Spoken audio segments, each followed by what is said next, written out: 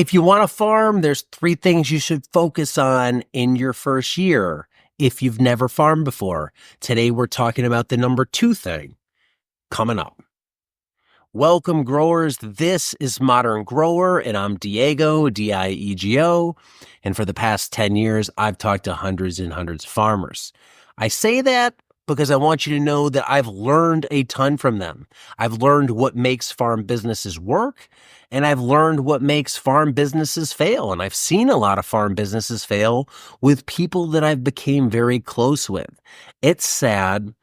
I've seen families blow up because those businesses fail, and I want to try and help you avoid that problem. So this whole channel is about educating you on how to be a better small business owner wrapped in a market farming context. So even if you're not trying to start a farm, I think you'll get a lot out of the business content. And I myself, I'm an entrepreneur. I've ran my own business for the past 10 plus years. The most current version of that is Modern Grower, which we sell tools, seeds, and supplies to market gardeners. You can check us out using the link below. Last week, I introduced this idea of 3 things you should focus on in your first year of farming. I don't think the first year of farming, you should focus on making as much money as you can. Now, if that's what you have to do, then that's what you have to do. That's a different approach, but that's not what this particular series is about. Maybe we could hit that next series. Like if you have to make it work your first year, how do you do that? This series is about, I don't need the money right away, but I want this farming thing to work in the long term. What can I do this year to set myself up for long-term success? And the first thing we talked about last week was getting experience. The second thing you want to be able to do, and that's the focus of this week, is building a solid foundation. What do I mean by that? Your farm is your means of production. In my case, I have an online store. I buy things from someone who makes them, wholesale, and I resell them retail. So I have to have a smooth logistics system to make that work. I don't have to produce the product that I sell. As a farmer, whether you're raising animals or vegetables, you have to grow or raise the product yourself. So you have to have the infrastructure in place to make that work. If you're Elon Musk making Teslas, you're not going to just cobble these things together.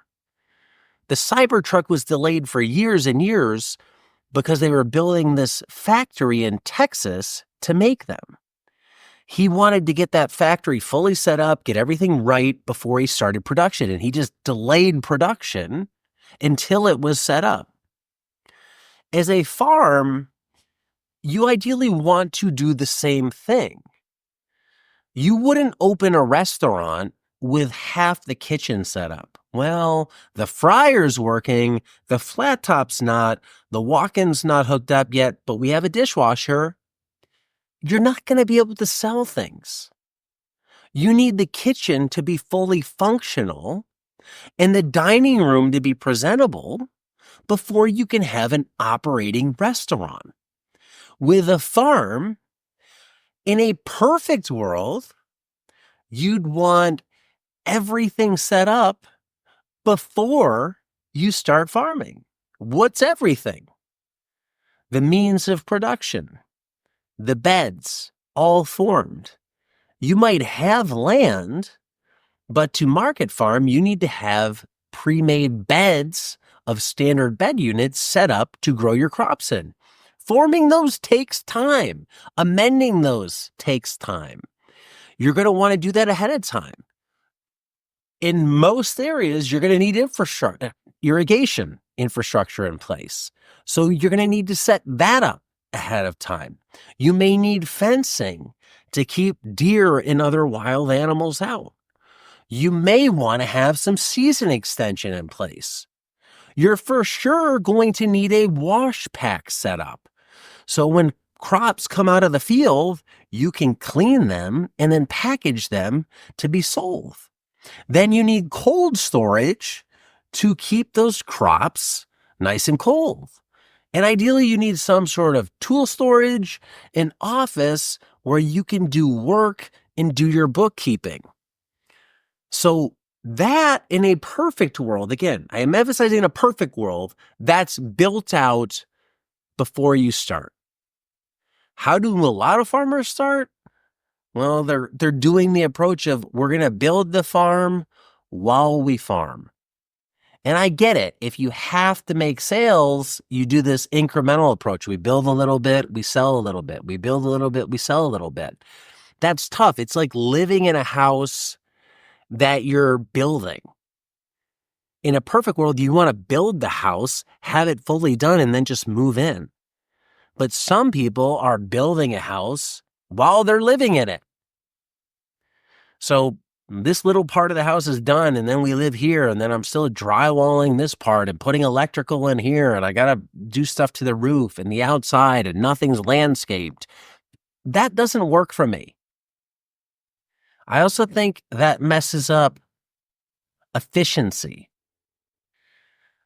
If you get in bed preparation mode, where you're building beds, you will be most efficient building all your beds in one shot. Not building 2 beds today, come back a week later, build 2 more, come back a week later, build 2 more. Because you're going to need the same equipment to build 1 bed or 20 beds. It's better just to work through it all at once. You start getting efficiency, you learn little tricks, what works, and you just bang it out. Same thing with setting up your irrigation system or your fencing. You do it all in one shot. So if you're going to do this, this means proper planning. If I need to have the farm set up before I need cash flow coming up off the farm, then I really need to be starting the farm sooner than I think. And this can work well for people who have a full-time job and they want to start building a farm on the side, because I can keep working the full-time job and then building the farm infrastructure out on weekends and nights, and not also have to worry about doing that while adding production. Because the workload that goes with building on a farm, even if it's a 1/4 acre, I'll call that level 10. It's an S load of work. A lot. The workload of farming that 1/4 acre is also an S load. So you have a double S load of work that is now suddenly backed up onto your life, and it's dumping its bed full of stuff onto you and saying, dig your way out of this S pile. Not easy for anyone. It'd be better to just take on a little bit and then do the rest. So get your infrastructure set up, or at least planned out ahead of time, or maybe map out phases. But at the very least, you're going to need some beds, wash pack, irrigation, fencing, refrigeration, in a small tunnel to do some sort of seed starting propagation house at the very beginning. Now, I'm not advising you to build out the best, whatever you think that is. You can go on Instagram and see awesome wash pack systems with Jody Roebuck or Ray Tyler or Jean Martin or whoever. Don't set out to build that right away. Build something that you think is good enough to get you started and is within your budget. And then as you grow and as you learn more about your farm, you can build something more permanent. I wouldn't suggest building out the best, most high-tech, permanent thing right from the start if you've never done this before, because odds are it's going to be in the wrong spot. It's going to have the wrong layout. There's not going to be enough stuff in it. If you're going to go that route, I would pay a consultant, somebody who's farmed and does farm consulting, to come in and advise you, because you're probably going to forget stuff, miss stuff, do something stupid. It's not because you're stupid. It's just because you don't know any better. So get somebody who knows better to say, whoa, buddy, slow down. That's a dumb move. Don't do that. Do this instead. So get that foundation going. Another part of the foundation is learning about your local market, your local growing conditions, and how crops grow. It's part of getting experience like I talked about. But what does the market want? What is that market like? What restaurants are there? Are they already buying from another small farm? Are they buying from a distributor? How can you get in there with a specific crop? Are there crops you can grow to carve out a niche? There's that saying, is there a niche in the market? And is there a market in the niche? That's what you have to do. You have to find the niche within your market, and then you have to find the market within your niche. And that sometimes comes with time and experimentation. In this first year of building the foundation gives you a chance to experiment and learn what that's like. The first year, we're also going to learn how different varieties grow. What do we want to grow? What type of tomatoes? What type of peppers? What type of cucumbers? Sure, the Johnny Seed catalog can tell you what you want to grow, or your favorite Instagram farm can tell you what they grow. But you probably have unique conditions. Well, not probably, you do have unique conditions, and you're growing at a certain time of year with specific soil. Plant 10 different types out and see which one works best. You'd never do that in a production context. But in this first year, while you're learning, just plan it all. Enough to get a reasonable statistical data set so you can make the right decision. This is great for people transitioning in, because people transitioning in love to grow stuff. So your first year, let's just go to the Johnny's catalog and thumb through, find all the tomatoes we want to buy 10 different types, and plant 20 of all 10, 200 plants. See which one does best. Manage one, some of them one style, manage some of them a different style. So you're learning about different management styles. You can trial them for taste and growth and vigor and longevity. You can see what it's like to manage 200 plants. 200, oh my God, that's so many. I'm used to growing 10. So now you're learning what scale is. You're learning what variety grows well. You're learning how to manage these varieties. This is part of building a solid foundation of knowledge that can go with your solid foundation of experience, which we talked about last week, which can propel you into the future. The first year success should be learning as much as possible, getting as much experience as possible. In the next video, I'll talk about this, staying financially solvent. So this section, we're talking about learning as much as possible by building, this foundation. You want to track costs. Start doing that. How much does it cost you to plant a bed of lettuce? How much time does it take you to do all those steps? When you're not under the pressure of scrambling because you have to fulfill orders, you can take more time to collect data. That data will be invaluable. If you're NASA, or I guess NASA doesn't exist, well, maybe they exist. If you're SpaceX, you're not just firing rockets up and seeing what happens. You're looking at data from the past, you're extrapolating it into the future to say, here's what we think will happen, and then you do it, and you compare what you think will happen to what actually does happen. That's what you want to be able to do on a farm. How much should it cost to raise this crop? How much do we think we can sell it for? Therefore, we should make this much money off of it. Then when you go to sell it, you can compare that to actual numbers. So now you can start to build a realistic farm budget so you know if this farm can actually support your life or achieve the financial goals that you want it to achieve. Now, nobody's going to talk about this stuff, and I don't quite get it when it comes to farming. It's not all about knowing how to grow tomatoes well. That's will help you be successful as a farmer, but that's not the key. People are so focused on how to make the best compost or what fertilizer to use that they totally miss the point.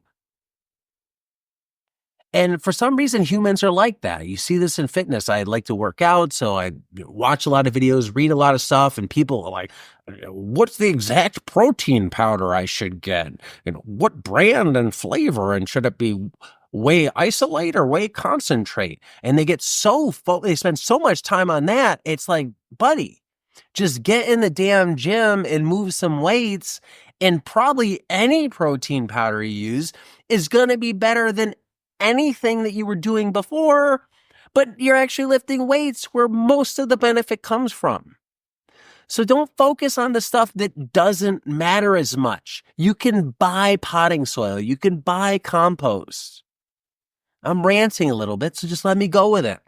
I once heard somebody say, we don't make our own light bulbs here. Think about that. You don't need to make your own irrigation system and fencing and seed trays and potting mix and compost and fertilizer.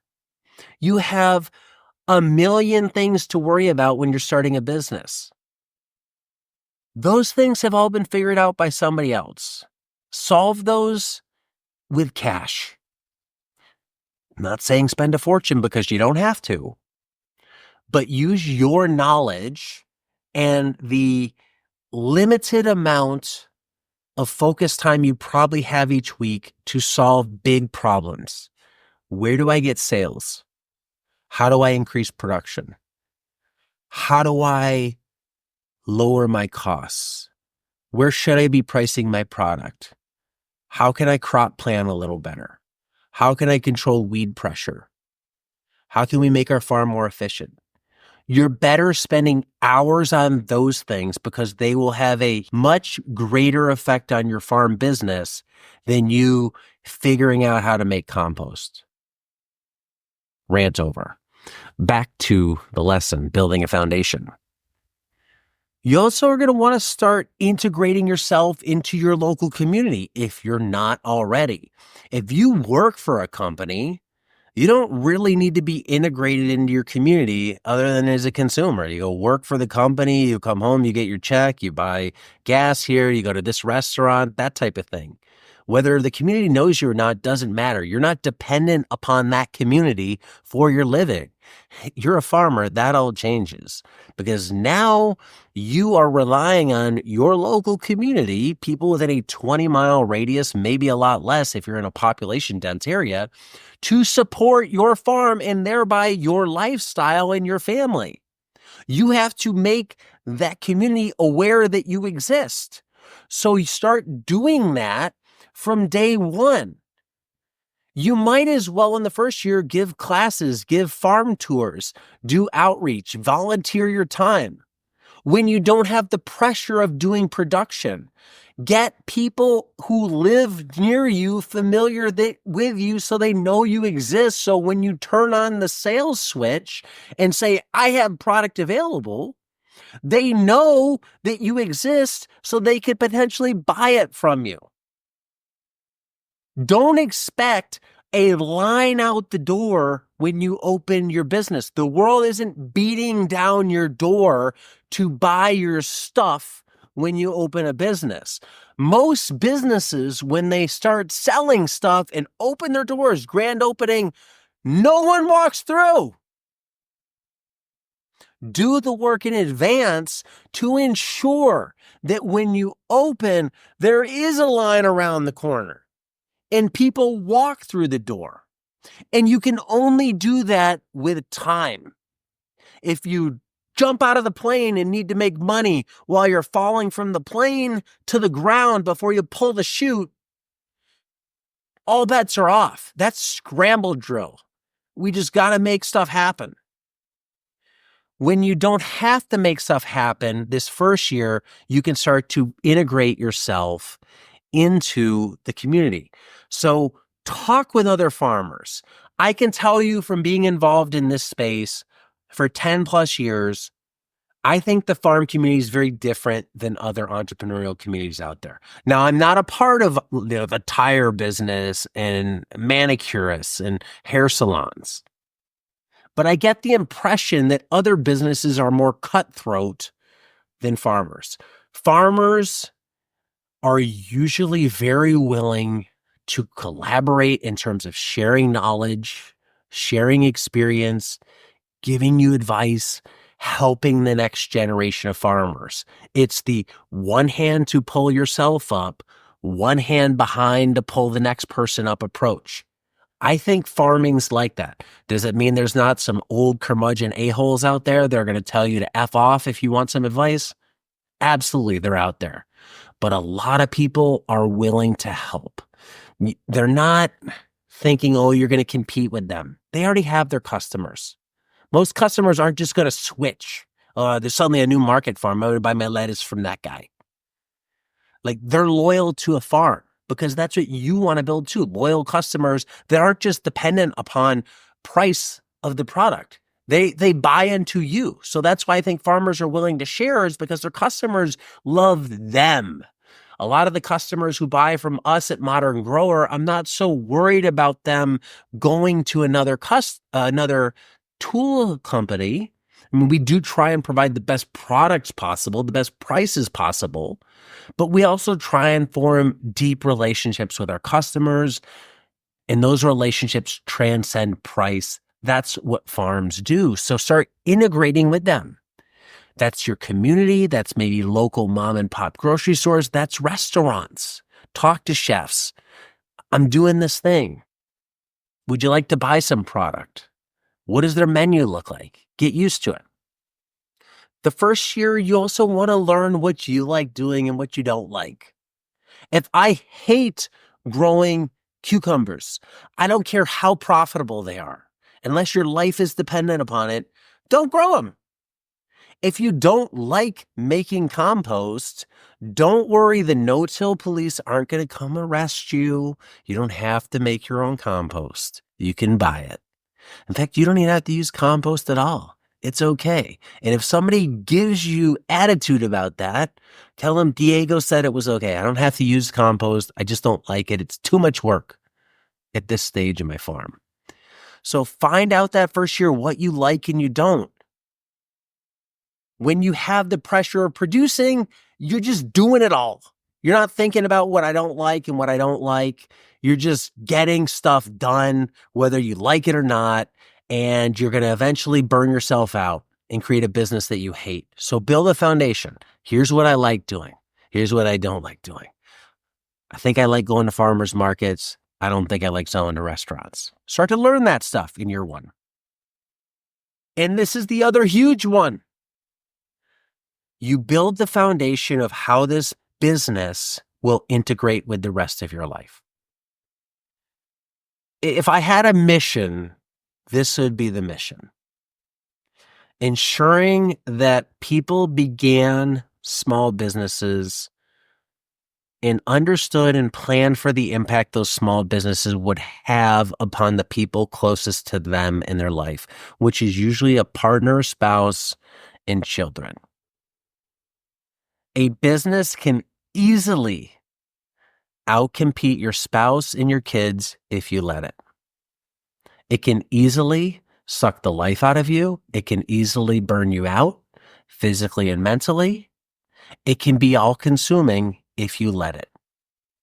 Your business can cause you or create the conditions for divorce to happen, for arguments to happen, for kids to feel like their dad or mom doesn't spend any time with them.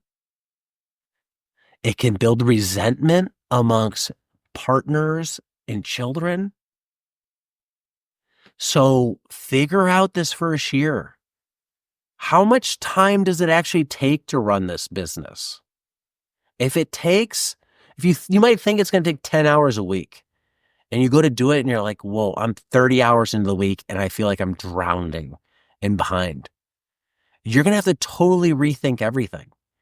Because if you planned on 10 hours a week and it's taking 30, that means you took 20 hours a week from the rest of your life and the people in it. How are they going to feel about that? Now, if you're single, 20 something, you don't have a lot of commitment, hell, run like hell and do your thing, baby. Because when you're not committed, it's all about you and your drive. Get after it. Just don't burn out.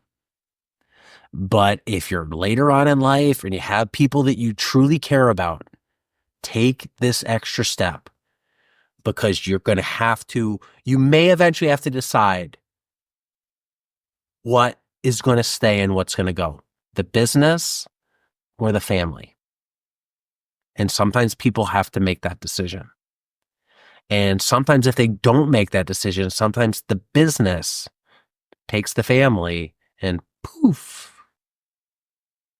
There have been people that I have interviewed that when I interviewed them, they were happily married with what sounded like a nice family.